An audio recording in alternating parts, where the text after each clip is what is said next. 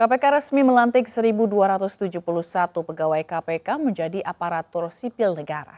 Pegawai KPK diingatkan agar membela kepentingan rakyat di atas kepentingan pribadi dan kelompok dalam memberantas korupsi.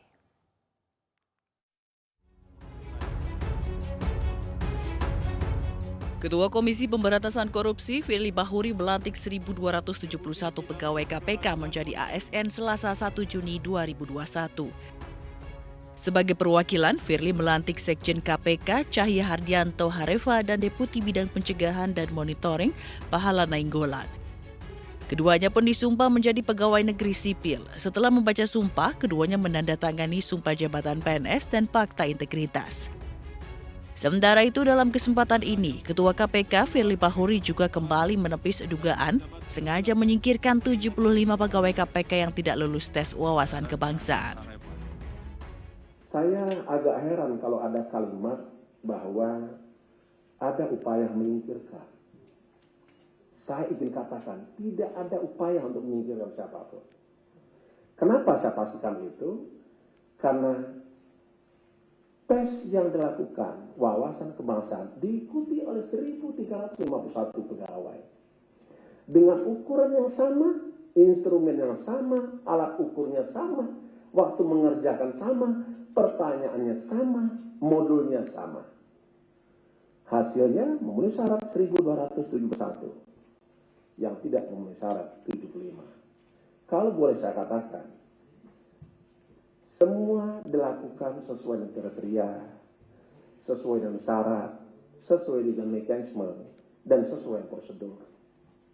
Hasil akhir memang ada yang tidak memenuhi syarat dan ada yang memenuhi syarat. Pelantikan yang digelar di Aula Gedung Juang KPK berdasar keputusan Presiden Republik Indonesia nomor 87/PPA tahun 2021 tentang pengangkatan dalam jabatan pimpinan tinggi media di lingkungan KPK.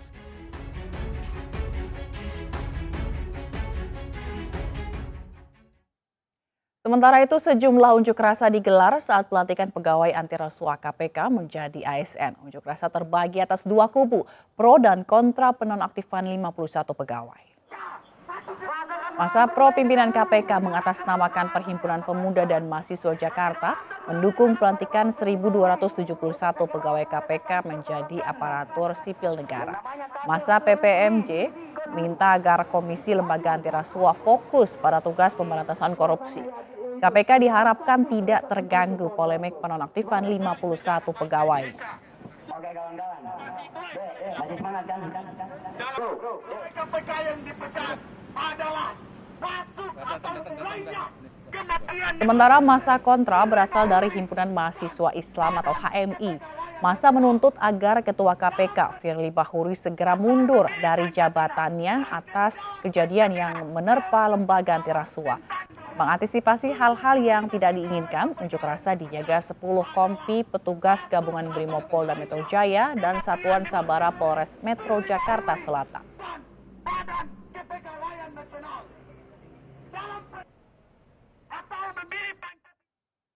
Hari lahir Pancasila kemarin diperingati hikmat di Istana Negara. Dalam acara, Presiden Jokowi memakai baju tanah bumbu dari Kalimantan Selatan. Di Istana Bogor, Presiden Joko Widodo menjadi inspektur upacara peringatan Hari Pancasila. Kepada inspektur upacara, hormat senjata.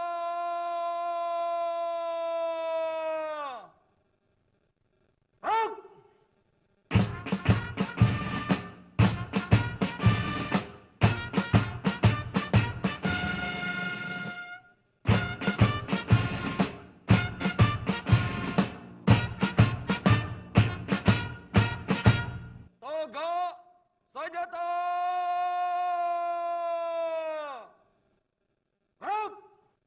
Lapor upacara Presiden menggunakan baju tanah bumbu dari Kalimantan Selatan. tahun 2021 siap dimulai. Laksanakan. Sementara Ketua MPR Bambang Susatyo bertugas membacakan naskah Pancasila dan Ketua DPR RI Puan Maharani membacakan naskah pembukaan Undang-Undang Dasar 1945. Dalam upacara yang digelar pada hari pagi kemarin, sejumlah ketua lembaga turut hadir secara daring. Dan dalam pidatonya, Presiden Jokowi juga mengajak warga untuk tetap menerapkan Pancasila dalam menghadapi perkembangan global. Upacara. Hormat. Senjata. Kehidupan kita sepanjang Republik Indonesia ini berdiri. Namun, tantangan yang dihadapi Pancasila tidaklah semakin ringan. Globalisasi dan interaksi antar belahan dunia tidak serta-merta meningkatkan kesamaan pandangan dan kebersamaan. Yang harus kita waspadai adalah meningkatnya rivalitas dan kompetisi, termasuk rivalitas antar pandangan, rivalitas antar nilai-nilai, dan rivalitas antar ideologi. Ideologi transnasional cenderung semakin meningkat, memasuki berbagai lini kehidupan masyarakat dengan berbagai cara dan berbagai strategi. Ketua Umum PDI Perjuangan Megawati Soekarno Putri kembali sentil petugas partai yang tidak mengikuti arahan. Megawati mempersilahkan kader yang membangkang untuk keluar dari PDIP.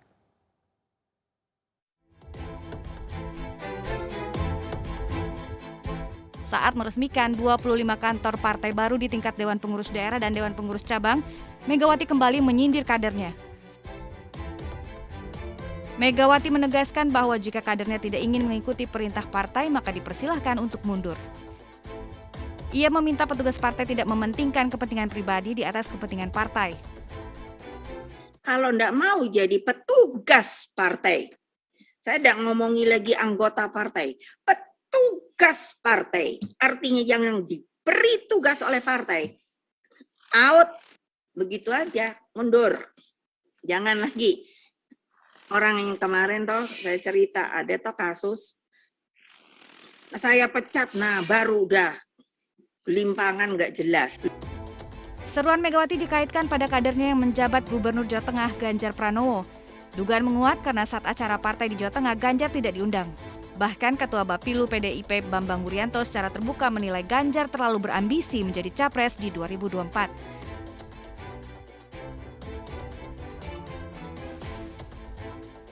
Itu kan persepsi Pak Pacul, iya persepsi, tapi kan orang paham kita politisi, kan gitu loh. Nah kemudian kok enggak, maka ketika Mbak Puan rawuh ke Jawa Tengah, kami mohon maaf lah, rapatlah DPD, iki piye, ya udahlah dikasih tambahan peringatan dulu, biar nanti kita ngobrol, jangan diundang dulu. Di tengah tekanan, kelompok relawan bernama Ganjaris menuju Indonesia mendeklarasikan diri mendukung Ganjar Pranowo sebagai calon presiden 2024. Ganjaris sepakat Ganjar adalah sosok terbaik yang bisa menggantikan Presiden Joko Widodo yang masa jabatannya selesai dalam 3 tahun lagi. Pak Ganjar memiliki apa yang Pak Jokowi punya, kesederhanaan. Dibanding mungkin kandidat lain yang muncul ya. Satu, kesederhanaan. Kedua, pekerja keras. Ketiga, dia punya kreativitas dalam melaksanakan kegiatan sebagai orang gubernur. Itu yang paling penting. Di tengah kisruh politik internal, relawan Ganjaris yakin sosok Ganjar Pranowo akan dapat tiket calon presiden 2024. Tim Liputan iNews melaporkan.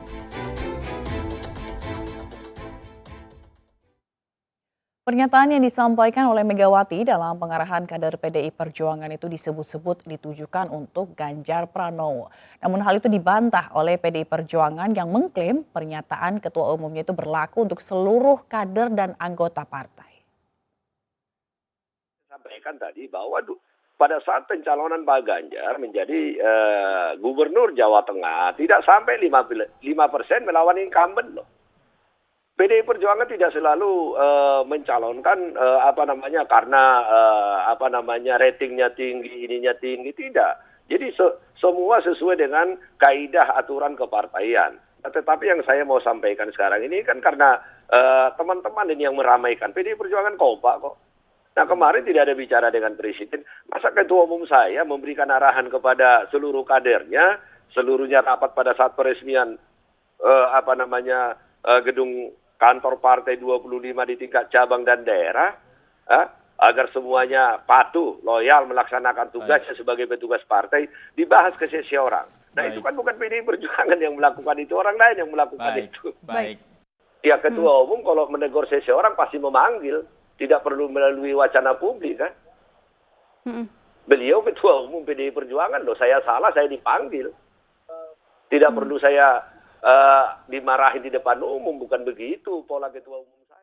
Saling sindir sempat terjadi antara Ketua DPP PD Perjuangan Puan Maharani dengan Gubernur Jawa Tengah Ganjar Pranowo. Puan meminta agar kepala daerah bekerja di lapangan dan bukan membangun citra di media sosial. Menurut saya, ke depan ini adalah pemimpin yang memang ada di lapangan, bukan ada di sosmed.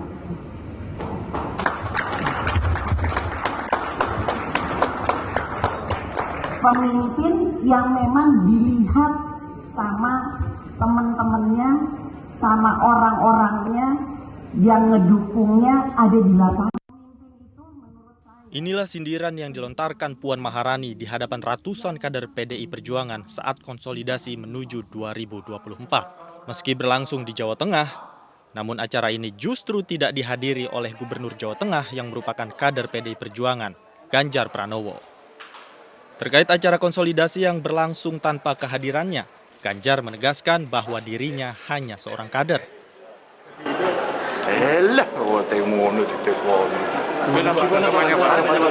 Kenapa? Lah iki wong Jawa kok ya. Ada acara lain. Kader. Hah? Ada acara lain. Siapa? Oh tidak, enggak punya acara. Pak, soal bukan punya pasukan di medsos seperti apa, Pak? Apa? Pasukan di medsos. Loh, saya itu bermedsos sudah sejak DPR kok. Hingga saat ini, PDI Perjuangan belum menentukan sikap terkait pencapresan 2024 mendatang. Selain bekerja di lapangan, norma kepartaian juga menjadi pertimbangan DPP dalam mengusung kader dalam bursa pencapresan. Tim Liputan iNews melaporkan. Pemirsa, 3,7 miliar rupiah terkumpul dalam acara penggalangan dana untuk Palestina yang dilakukan Partai Amanat Nasional. Selain penggalangan dana, dalam momentum tersebut juga dimanfaatkan kader PAN, Pasha Ungu, untuk launching lagu baru yang bertemakan Palestina.